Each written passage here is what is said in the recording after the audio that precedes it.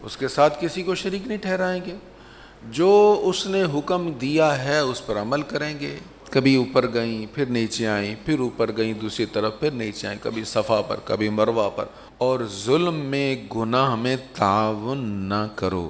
یہ جو میں نے تیرے بندوں کو کھانا کھلایا ہے، اس کا ثواب میں سرکار کریم کی بارگاہ میں پیش کرتا ہوں۔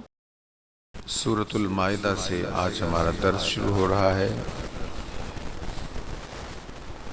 ارشاد ہے، اے ایمان والو اپنے عہد پورے کرو، تمہارے لیے ہر قسم کے 4 پاؤں والے جانور حلال کیے گئے ہیں، ما سوا ان کے جن کا حکم تم پر آئندہ تلاوت کیا جائے گا، لیکن تم حالت احرام میں شکار کو حلال نہ سمجھنا، بے شک اللہ جو چاہتا ہے حکم دیتا ہے۔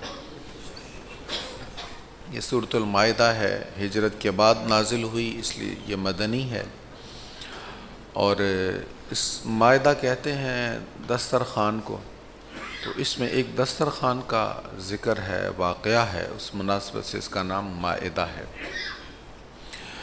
تو سب سے پہلا حکم ایمان والوں کو یہ ہے کہ اپنے عہد پورے کرو، اوفو بالعقود۔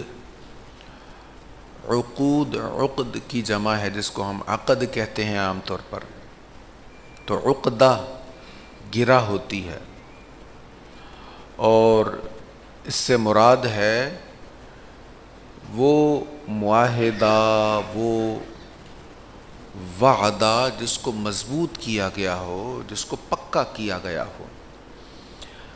تو اللہ تعالیٰ فرما رہا ہے، اے ایمان والو اپنے وعدے، اپنے عہد جو ہیں ان کو پورا کرو۔ ہماری معاشرتی زندگی جو ہے اس کا مدار، بہت سا انحصار ہمارے معاہدوں پر ہے۔ گھریلو زندگی کا آغاز ایک نکاح سے ہوتا ہے، اور نکاح ایک معاہدہ ہوتا ہے۔ زوجین ایک دوسرے کے حقوق ادا کرتے ہیں، ایک طرف سے حق ادا کیا جاتا ہے، دوسری طرف سے اس کے بدلے میں فرض کو ادا کیا جاتا ہے، تو حقوق و فرائض آپس میں جڑے ہوتے ہیں۔ اسی طرح ہمارا لین دین، کاروبار، تجارت، یہ بھی معاہدوں کی بنیاد پر ہوتا ہے۔ ملک کے بڑے بڑے مسائل ہمارے ہاں اپوزیشن میں ہوں تو معاہدے اور ہوتے ہیں، وعدے اور ہوتے ہیں، حکومت میں آ کر مجبوریاں بن جاتی ہیں اور کئی طرح کے بہانے ہوتے ہیں۔ تو اللہ تعالیٰ ہر مسلمان سے فرما رہا ہے، اے ایمان والو جو تم معاہدہ کرو وہ پورا کرو۔ مفسرین فرماتے ہیں یہاں پر سب وعدے پورے کرنے کا حکم ہے، لیکن خاص طور پر جو وعدہ، جو معاہدہ، جو عہد تم نے اپنے رب سے کیا ہے اس کو پورا کرنے کا حکم ہے۔ اللہ سے عہد کیا ہے کہ ہم اللہ کی عبادت کریں گے، اس کے ساتھ کسی کو شریک نہیں ٹھہرائیں گے، جو اس نے حکم دیا ہے اس پر عمل کریں گے، جس سے رب نے روکا ہے اس سے ہم رکیں گے۔ تو اللہ تعالیٰ سے کیا ہوا عہد سب سے اہم عہد ہے۔ یہ بھی یاد رہے، اللہ سے کیے ہوئے عہد کے خلاف اگر کوئی عہد کیا ہے تو اس عہد کو توڑنا ضروری ہے۔ اب یہ نہیں کہ وعدہ کر لیا تھا نہر والے پل پہ ملاقات کا، تو اب چاہے اللہ کے حقوق کی پامالی ہوتی رہے، رسول اللہ کے احکامات کی خلاف ورزی ہوتی رہے، تو ہم نے محبوب سے کیا وعدہ نبھانا ہے۔ جو وعدہ ہے ہی غلط اس کو توڑنا ہے۔ کیوں توڑنا ہے؟ اس لیے کہ سپریم جو ہے، جو بڑا وعدہ ہے، جو عظیم عہد ہے، وہ اللہ سے کیا ہوا عہد ہے۔ اللہ سے کیے ہوئے عہد کو نہیں توڑنا۔ اس سے آگے ارشاد ہے، تمہارے لیے ہر قسم کے 4 پاؤں والے جانور حلال کیے گئے۔ بہیمہ اور انعام 2 لفظ یہاں پر آئے ہیں۔ بہیمہ اس جانور کو کہتے ہیں جو بے عقل ہو، اور عرف میں یہ خشکی کے 4 پاؤں والے جانوروں کے ساتھ خاص ہے۔ اور انعام اونٹ، گائے اور بکریوں کو کہتے ہیں، اور جو جانور ان کے ساتھ ملحق ہیں جیسے بھینس، بھیڑ، ہرن وغیرہ۔ تو فرمایا یہ چوپائے جانور جو ہیں تمہارے لیے حلال کیے گئے ہیں، الا ما یتلی علیکم، ما سوا ان کے جن کا حکم تم پر آئندہ تلاوت کیا جائے گا۔ یعنی یہ جانور تمہارے لیے حلال ہیں، لیکن کچھ جانوروں کا آگے تم پر ذکر کیا جائے گا وہ حلال نہیں ہے۔ تو یہ پہلی آیت ہے سورۃ مائدہ کی، تو تیسری آیت میں وہ ڈیٹیل آ رہی ہے جس کے بارے میں یہاں فرمایا گیا کہ تم پر آئندہ تلاوت کیے جائیں گے، وہ تیسری آیت میں وہ تفصیل آ جائے گی۔ اور یہاں پر یہ بیان ہوا کہ تم حالت احرام میں شکار کو حلال نہ سمجھنا۔ تو احرام جب انسان باندھ لیتا ہے، چاہے عمرہ کا ہو چاہے حج کا ہو، تو اب اس پر شکار کرنا، وہ حلال جانور جن کا شکار کرنا جائز تھا اب حالت احرام میں جائز نہیں ہے۔ تو یہاں بظاہر تو یہی معلوم ہو رہا ہے کہ ہر طرح کا شکار منع ہے حالت احرام میں، لیکن ہر طرح کا شکار منع نہیں ہے۔ سورۃ مائدہ میں ہی اس کی تفصیل آ جائے گی۔ یہ مائدہ کی آیت نمبر 96 ہے، اس میں ارشاد ہے تمہارے لیے سمندر کا شکار اور اس کا طعام حلال کر دیا گیا ہے، تمہارے لیے بھی اور تمہارے مسافروں کے لیے بھی، اور جب تم محرم ہو تو تم پر خشکی کا شکار کرنا حرام ہے۔ تو احرام کی حالت میں خشکی کا شکار کرنا وہ جائز نہیں ہے، لیکن سمندر کا، دریا وغیرہ کا شکار جو ہے حالت احرام میں بھی جائز ہے، کیا جا سکتا ہے۔ اس کی تفصیل 96 نمبر آیت میں اسی صورت میں آ جائے گی انشاءاللہ۔ تو پہلی چیز یہ بیان ہوئی اپنا عہد پورا کرو، پھر ارشاد ہوا تم پر جانور حلال کیے گئے ہیں، ہاں جن کا ذکر آگے آئے گا وہ تم پر حلال نہیں ہے، اور حالت احرام میں شکار کرنا تمہارے لیے جائز نہیں ہے، لیکن مچھلی کا شکار یا سمندر کا شکار جو حلال ہے، جس کو اجازت دی ہے شریعت نے، وہ کیا جا سکتا ہے۔ اگلی آیت میں ارشاد ہے اے ایمان والو اللہ کی نشانیوں کی بے حرمتی نہ کرو، لا تحلوا شعائر اللہ، اللہ کی نشانیوں کی بے حرمتی نہ کرو، اور نہ حرمت والے مہینہ کی، اور نہ کعبہ میں بھیجی ہوئی قربانیوں کی، اور نہ ان جانوروں کی جن کے گلوں میں قربانی کی علامت کے پٹے پڑے ہوں، اور نہ ان لوگوں کی جو اپنے رب کا فضل اور اس کی رضا تلاش کرنے کے لیے مسجد حرام کا قصد کرنے والے ہوں، اور جب تم احرام کھول دو تو شکار کر سکتے ہو، اور کسی قوم کے ساتھ عداوت تمہیں اس پر نہ اکسائے کہ انہوں نے تمہیں مسجد حرام میں آنے سے روک دیا تھا، تو تم بھی ان کے ساتھ زیادتی کرو، اور تم نیکی اور تقوی پر ایک دوسرے کی مدد کرو، اور گناہ اور ظلم میں ایک دوسرے کی مدد نہ کرو، اور اللہ سے ڈرتے رہو، بے شک اللہ سخت سزا دینے والا ہے۔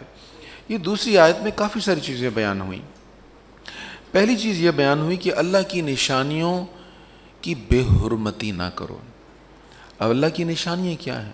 بہت سا ذکر، کچھ چیزوں کا ذکر قرآن کریم میں آ گیا اور کچھ چیزوں کا ذکر احادیث میں، اور پھر ان دونوں کو سامنے رکھ کر علماء نے کچھ چیزوں کو بیان کر دیا۔ تو قرآن کریم میں قربانی کے جانور کو، جو حرم میں بھیجا گیا جانور ہے اس کو، اور صفا اور مروہ کو اللہ کی نشانیوں میں کہا گیا ہے۔ یہاں پر جو شعائر اللہ کہا گیا اس پر مفسرین کہتے ہیں کہ اس سے مراد مناسک حج ہیں۔ ان الصفا والمروۃ من شعائر اللہ، صفا مروہ ہیں تو پہاڑیاں، ان میں خاص بات کیا ہے؟ سیدہ ہاجرہ کے قدم لگے نا، کبھی اوپر گئیں پھر نیچے آئیں، پھر اوپر گئیں دوسری طرف پھر نیچے آئیں، کبھی صفا پر کبھی مروہ پر۔ تو اللہ نے کہا میری پیاری بندی، ایک نبی کی زوجہ، ایک نبی کی والدہ، جہاں جہاں قدم لگے وہ اللہ کی نشانیوں میں سے۔ تو صفا اور مروہ اللہ کی نشان ہے، تو شعائر اللہ وہ چیزیں جو دین کا شعار ہیں، جو شعائر اللہ ہیں، ان کی تعظیم ہم پر لازم ہے۔ تو شعائر اللہ کی تعظیم میں مفسرین نے کہا ہے مکہ معظمہ، مدینہ منورہ اور اولیاء کرام کے مزارات شعائر اللہ ہیں۔ اب حضرت سیدہ ہاجرہ نبیہ تو نہیں ہے نا، نبی تو صرف مرد ہوتے ہیں، یہ مرد بھی نہیں ہے، خاتون ہے، تو نبی کے ساتھ نسبت ہے ان کی، تو ان کے جہاں قدم لگے وہ شعائر اللہ ہیں، اللہ کی نشانیوں میں سے ہیں۔ تو جہاں اللہ کا بندہ، اللہ کا ولی موجود ہے وہ نشانیوں میں سے نہیں ہے۔ تو فرمایا شعائر اللہ کی تعظیم کرو، اور شہر حرام کی، حرمت والے مہینوں کی بھی تعظیم کرو۔ اچھا، ذوالقعدہ، ذوالحجہ اور محرم یہ حرمت والے مہینے، شوال اس میں شامل نہیں، شوال حج کے مہینوں میں تو شامل ہے، لیکن حرمت والے مہینوں میں ذوالقعدہ، ذوالحجہ اور محرم، یہ 3 مہینے، اور 1 مہینہ رجب المرجب کا۔ اچھا، ان 3 مہینوں میں حجاج کرام حج کرنے کے لیے آتے اور جاتے تھے، اس لیے ان کی حرمت ہے۔ اور رجب میں عمرہ کرنے کے لیے آتے اور جاتے تھے، اس وجہ سے اس کی حرمت ہے۔ تو فرمایا ان مہینوں کی تم بھی حرمت کرو، تعظیم کرو۔ تو پہلے ان مہینوں میں جہاد کی اجازت نہیں تھی، بعد میں سورۃ التوبہ میں جب اذن جہاد ہوا تو پھر ان مہینوں میں بھی جہاد کرنے کی اجازت ہو گئی۔ یہاں پر فرمایا جن جانوروں کے گلوں میں قربانی کی علامات ہیں ان کی بھی تم تکریم کرو، ان کو بھی نقصان نہ پہنچاؤ۔ اور جو لوگ اپنے رب کا فضل اور اس کی رضا تلاش کرنے کے لیے مسجد حرام کا قصد کرنے والے ہیں۔ اب پھر ترجمہ سنیں، آپ کو مشکل نہ ہو۔ اے ایمان والو، اللہ کی نشانیوں کی بے حرمتی نہ کرو۔ اب نہ کا حکم آگے، اب کن کن چیزوں کے لیے نہ ہے وہ آگے میں عرض کرتا جاتا ہوں۔ اے ایمان والو، اللہ کی نشانیوں کی بے حرمتی نہ کرو، اور نہ حرمت والے مہینے کی، اور نہ کعبہ میں بھیجی ہوئی قربانیوں کی، اور نہ ان جانوروں کی جن کے گلوں میں قربانی کی علامت کے پٹے پڑے ہوں، اور نہ ان لوگوں کی جو اپنے رب کا فضل اور اس کی رضا تلاش کرنے کے لیے مسجد حرام کا قصد کرنے والے ہوں۔ تو اس پانچویں چیز میں کیا ہے؟ جو حاجی جا رہا ہے، جو معتمر جا رہا ہے عمرہ کرنے کے لیے، حج کرنے کے لیے، اے ایمان والے اس کی بے حرمتی نہ کر، اس کی انسلٹ نہ کر۔ بڑے انتظامات ہوتے ہیں، لیکن میں نے اس بار حج کے موقع پر بعض جگہوں پر بہت نامناسب اور متشدد رویہ دیکھا حجاج کرام کے ساتھ۔ ایسا نہیں ہونا چاہیے۔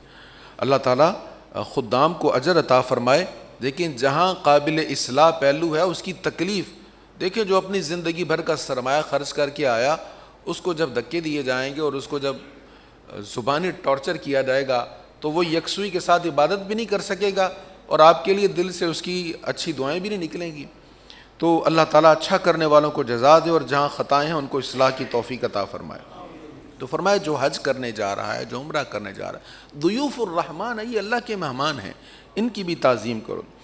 وَلَا يَجْرِمَنَّكُمْ وَإِذَا حَلَلْتُمْ فَاصْطَادُوا، اور جب تم احرام کھول دو تو پھر تم شکار ہر طرح کا کر سکتے ہو جو حلال ہے۔ تو پہلے جو حکم ہوا تھا کہ حالت احرام میں شکار نہیں کرنا، اب یہاں فرما دیے کہ جب احرام اتار دو، یعنی تم حلال ہو جاؤ اور پابندیاں احرام کی ختم ہو جائیں، تو اب ہر طرح کا شکار جس کی اجازت تھی شریعت میں وہ تم کر سکتے ہو۔ اس سے آگے ارشاد ہے، اور کسی قوم کے ساتھ عداوت تمہیں اس پر نہ اکسائے کہ انہوں نے تمہیں مسجد حرام میں آنے سے روک دیا تھا تو تم بھی ان کے ساتھ زیادتی کرو۔ اب مشرکین نے حضور صلی اللہ تعالیٰ علیہ وآلہ وسلم کو اور آپ کے اصحاب کو مسجد حرام میں جانے سے روک دیا تھا۔ جب صلح حدیبیہ ہوئی، آپ نے سماعت کیا ہوا یہ، تو مسلمان واپس چلے گئے تھے اور عمرہ نہیں کر سکے تھے۔ فرمایا اگر انہوں نے تمہارے ساتھ زیادتی کی ہے تو جب تمہیں اختیار ملے، تمہارے پاس کنٹرول ہو کسی چیز کا، کسی بھی معاملہ کا، تم ان کے ساتھ زیادتی نہ کرو۔ اب اس کا مطلب کیا ہے؟ ایک بندے نے کبھی ہمارے ساتھ کوئی زیادتی کی تو ہم انتظار کرتے رہتے ہیں زندگی بھر، موقع ملے صحیح، ایک واری میری داڑھ تھلے آوے صحیح، چھوڑوں گا نہیں اس کو۔ فرمایا یہ مسلمان کے شایان شان نہیں ہے۔ اس کا مطلب یہ نہیں ہے کہ انہوں نے تمہیں روکا ہے تم ان کو مسجد حرام میں جانے سے نہ روکو، یہ بھی معنی ہے، لیکن اس وقت تک جب یہ آیت نازل نہیں ہوئی تھی کہ فلا تقربوا المسجد الحرام، ان کو مسجد حرام میں آنے سے نہ روکو، جب وہ آیت نازل ہو گئی تو پھر مسجد حرام میں آنے سے بھی روک دیا گیا۔ تو اس حکم کا تعلق مطلقاً ہے، عمومی ہے۔ وہ کیا ہے کہ اگر کسی نے تمہارے ساتھ زیادتی کی ہے تو جب تمہیں موقع ملے اس کے ساتھ انصاف کرنے کا، تو اب تم عدل کے ترازو کو ان بیلنس نہ کر دینا، اس کے ساتھ وہ بدلہ لیتے ہوئے زیادتی نہ کر دینا، اس کی اجازت نہیں ہے۔ آگے ایک قانون بیان ہو رہا ہے جو ہم سب کے لیے ہے، تمام مسلمانوں کے لیے۔ وَتَعَاوَنُوا عَلَى الْبِرِّ وَالتَّقْوَى وَلَا تَعَاوَنُوا عَلَى الْإِثْمِ وَالْعُدْوَانِ، اور تم نیکی اور تقوی پر ایک دوسرے کی مدد کرو اور گناہ اور ظلم میں ایک دوسرے کی مدد نہ کرو۔ ہر وہ نیک کام جس کا شریعت نے حکم دیا ہے اس کو بر کہتے ہیں، اور تقوی کیا ہے؟ ہر وہ کام جس سے روکا گیا ہے اس سے رکنا۔ فرمایا وَتَعَاوَنُوا عَلَى الْبِرِّ، تعاون کرو بر میں، وَالتَّقْوَى، اور تقوی میں۔ تو نیکی میں اور تقوی میں ایک دوسرے کے ساتھ تعاون کرو، اور ظلم میں، گناہ میں تعاون نہ کرو۔ ہم ویسے تو ظلم میں گناہ میں تعاون نہیں کرنا چاہتے ہوتے، لیکن آج کل سوشل میڈیا کا دور ہے، میں اکثر اس طرح توجہ دلاتا ہوں کہ کبھی کبھی ہمارا ایک کلک، ایک لائک بہت سے لوگوں تک پہنچا دیتا ہے اس میسج کو۔ وہاں دیکھ لیں ہم ظلم تو نہیں کر رہے، ہم کسی کے ساتھ ناانصافی تو نہیں کر رہے، ہم کوئی گناہ کا کام تو نہیں کر رہے۔ اگر کر رہے ہیں تو ہمارے صرف ایک لائک سے جتنے لوگ اس گناہ میں شامل ہوں گے اس میں ہمارا بھی حصہ بن جائے گا۔ اللہ تعالیٰ ہمیں محفوظ فرمائے۔ لیکن اگر نیکی کا کام ہے، اس میں ہم معاون بن رہے ہیں، تو جتنی نیکی پھیلے گی انشاءاللہ ہمیں بھی حصہ ملے گا۔ تو فرمایا نیکی میں تعاون کرو، پرہیزگاری میں تعاون کرو، گناہ میں ظلم میں تعاون نہ کرو، اور اللہ سے ڈرتے رہو، بے شک اللہ سخت سزا دینے والا ہے۔ اب آیت نمبر 3 آگے، جس کے بارے میں پہلی آیت میں حکم تھا کیا کہ جن جانوروں کا آگے ذکر آ رہا ہے وہ تم پر حرام ہے۔ وہ کیا ہیں؟ حرمت علیکم المیتہ، تم پر حرام کیا گیا ہے مردار۔ اس کا کچھ حصہ سورۃ بقرہ میں ہم پڑھ چکے ہیں، تو یہاں پر زیادہ ڈیٹیل ہے جو سورہ بقرہ میں نہیں تھی۔ تو ایک تو پہلے بیان یہ ہوا کہ جو حلال جانور ذبح نہیں ہوا، جس کو ذبح کرنا تھا ذبح نہیں ہو سکا، خود مر گیا، وہ تمہارے لیے حرام ہے۔ والدم، اور خون یہ بھی حرام ہے۔ جانور حلال ہے، صحیح طریقہ سے ذبح کیا، لیکن اس کا خون جو ہے یہ بہرحال حرام ہے۔ لحم الخنزیر، خنزیر کا گوشت۔ وما اہل لغیر اللہ بھی، اور جس جانور پر ذبح کے وقت غیر اللہ کا نام پکارا گیا ہو۔ اب یہ جو حصہ ہے نا وما اہل لغیر اللہ بھی، اس سے بعض لوگوں نے یہ کہا کہ یہ جو بزرگوں کے ایصال ثواب کے لیے اہتمام ہوتا ہے، یا آپ اپنے والدین کے ایصال ثواب کے لیے اہتمام کرنے کے لیے کچھ جانور رکھ لیتے ہیں اور آپ کہتے ہیں یہ ختم شریف کے لیے، تو وہ جانور حرام ہو جائے گا۔ ایسا نہیں ہے۔ وما اہل لغیر اللہ کا مطلق معنی نہیں ہے کہ جس پر غیر اللہ کا نام آ جائے، جس پر غیر اللہ کا نام آ جائے وہ حرام ہے۔ اگر اس طرح حرام ہو تو پھر دیکھیں ہم قربانی لیتے ہیں، ایک آپ کے پڑوسی ہیں، ان کے ہاتھ میں 2 بکرے ہیں، 3 بکرے ہیں، 4 بکرے ہیں، آپ پوچھتے ہیں جی کس سے لی؟ قربانی کے لیے۔ کس کا؟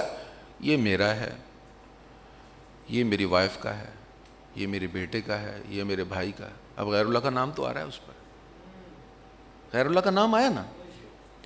اچھا، ذبح کرنے کا وقت آیا، آپ کو کہیں جانا پڑ گیا، تو جو قصائی ذبح کر رہا تھا یا جو اس پر سرپرست تھا، آپ نے اس کو کہہ دیا یہ اس کا ہے، یہ اس کا ہے، یہ اس کا ہے، دھیان سے نیت کر کے ذبح کروانا۔ تو جب ذبح کرنے لگے تو وہی نیتیں کی گئیں، یہ اس کا، یہ اس کا، یہ اس کا، تو کیا غیر اللہ کا نام آیا کہ نہیں آیا؟